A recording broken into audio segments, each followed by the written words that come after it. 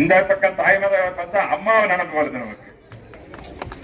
இப்பொழுது ரெண்டும் பார்க்கறது எடப்பாடி நான் இத மாதிரி கிராமத்துல பிறந்தவன் தான், இதை விட சின்ன ஊர்ல பிறந்தவன், இதாவது போய் பெரிய ஊரா சேர்த்துருக்கா டெல்லி அனுப்பிச்சு விட்டாரு.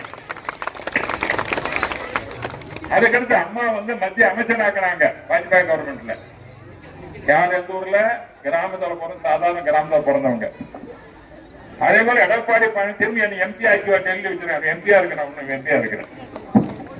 ஆகவே கிராமத்தில் பிறந்த சாதாரண மக்களுக்கு நல்ல ஒரு வாய்ப்பு கிடைச்சிருக்கிறதுக்காக அனைத்து இந்திய அண்ணா திராவிட முன்னேற்ற கழகம், அது நம்முடைய எம்ஜிஆர் கட்சி, அம்மா கட்சி, இப்படி எடப்பாடி பழனிசாமியுடைய தலைமை கட்சி.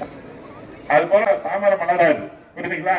அதனால தாமரை இங்க கிடையாது. தமிழ்நாட்டை பொறுத்தவரை தாமரை என்பது கிடையாது.